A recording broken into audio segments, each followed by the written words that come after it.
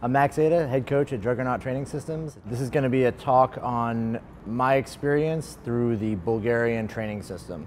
Most of the information I'm going to give is based on my observations personally through my training with both Ivan Abadjiev and Steve Goff. Abadjiev was the creator of the Bulgarian system. He was the national coach for almost 50 years in Bulgaria. And I had the opportunity to live with him and train with him, and that gave me some significant insight into how the training was laid out, how the training process unfolded. Also, it gave me an insight into some of the more finer points and details of the system, some of the more what is the system, what isn't the system kind of situations.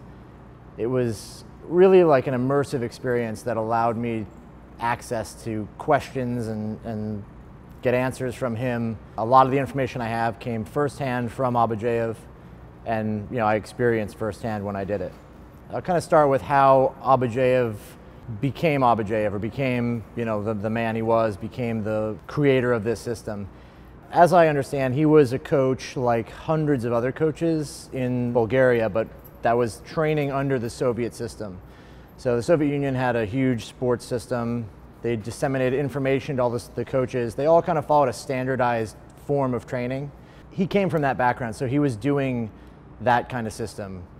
Emphasis on volume in training, the emphasis on technical mastery. The program had a structure, a phasic structure to it, meaning different times of the year, different times of the training cycle, different qualities were emphasized. There was a bigger foundation of general physical preparation being performed in that system.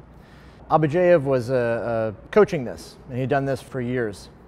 He coached one athlete, Alex Kraichev, to the 1972 Olympics. Alex was kind of like the first big Bulgarian star. Abadjiev started to use a much more intense, much more competitive training system than before. He was challenged by the other coaches in the country. At some point they said that his system was too harsh, or his training was kind of too harsh. He said, well, let me prove to you I can do better. I can do better than what you guys are doing. They sort of took it as like if you're gonna say this, and put your money where your mouth is. And he was given the head coach position, right? This is after Alex Kraichev won the juniors, or the junior worlds, or whatever the equivalent was back then. So he was put in charge. And from that day forth, he just took the system that he had been using, the Soviet system, and sort of whittled it down through time to eventually get to where he was as we kind of know it, which was in the 80s, 90s, and so on and so forth. And then it spread throughout the world. When Abadjiev was young, the training theory back then, and a lot of people's opinion of training, was very different than now. It's not unusual now to have someone training twice a day, or 2-3 times a day, every single day in a row. But back then, especially in Bulgaria, people weren't training 5-6 days a week. When he grew up, they were training once or twice a week. Some people wouldn't train outside of the season. They would train like months and months out, there would be nothing. And then as they got closer to competition, they would actually start to train for it.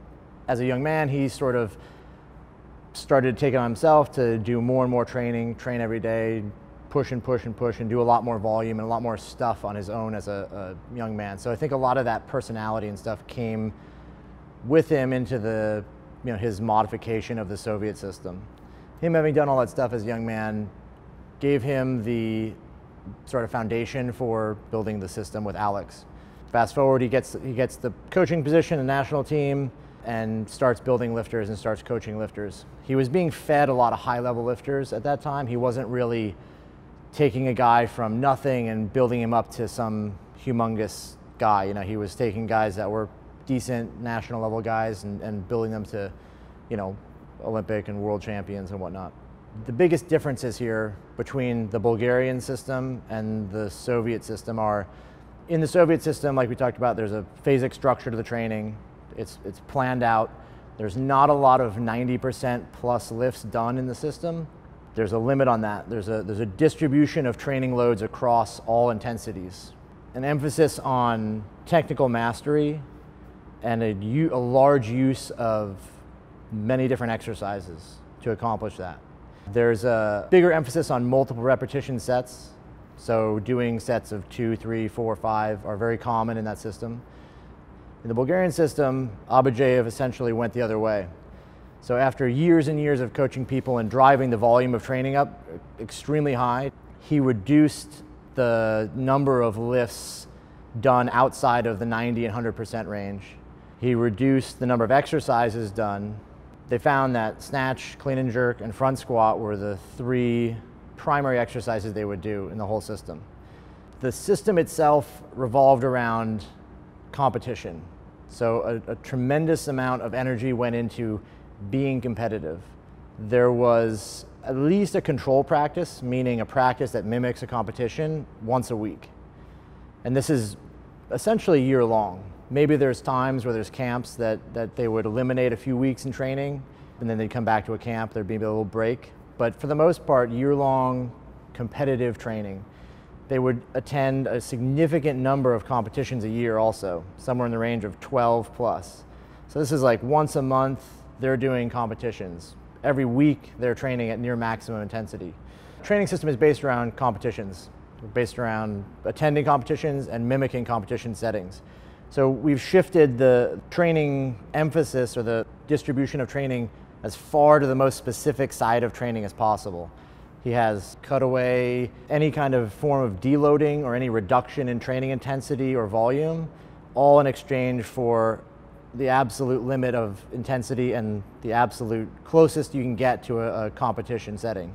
The results of the lifters kept rising and rising and rising, and obviously we know the success of the Bulgarian era, how they dominated in the 70s and 80s, even into the 90s. This is all because of that shift in emphasis from general training and phasic structure to a very highly specific training method that's geared entirely at mimicking competitions and driving lifters as hard as possible, using essentially stress loads and the maximum limit of what your ability to recover is, if not far beyond that, to get results out of lifters. Some of the things about that, some of the things that maybe aren't understood about what that means or how that is laid out. With Abadjiev's system, the structure of the week was the same, right? Maximum attempts on Monday, maximum attempts on Wednesday, maximum on Fridays, the same Tuesday, Thursday, Saturday. Many, many workouts were done, and all of them at the exact same clip, all at 90% and above. The only variable that changes is intensity.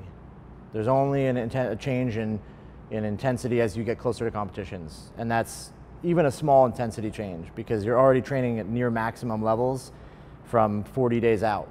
His intent as a coach was to drive the results of his lifters up as high as possible pre-competition, so that when they went to competition, they were lifting essentially sub-maximum weights, or they had a psychological surplus and a physical surplus of ability at the meet.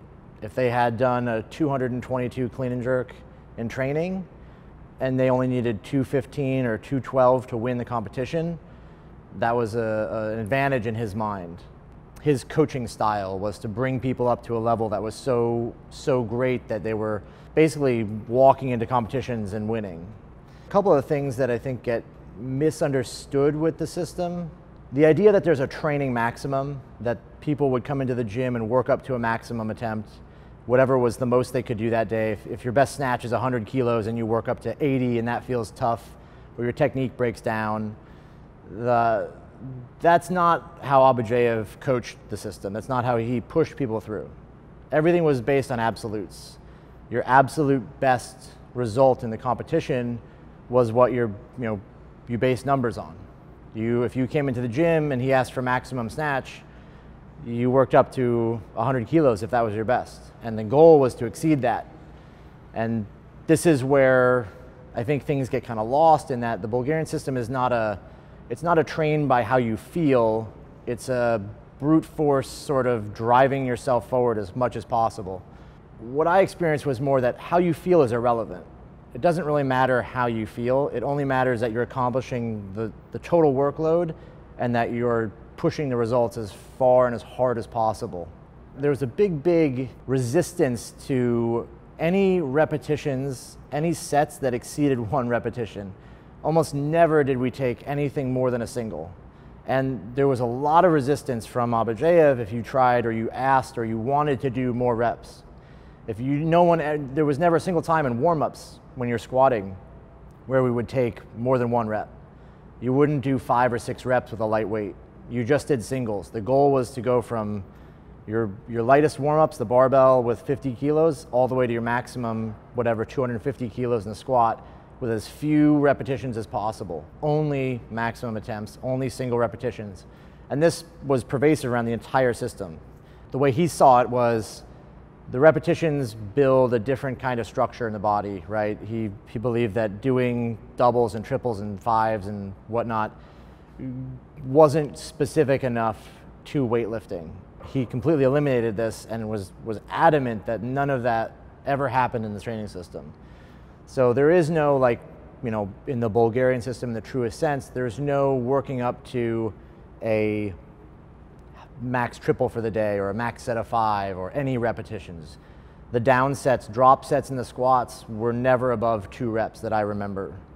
Abadjiev demanded an absolute from everybody. There was no day you come in, I don't feel good, and oh, we'll back off for you.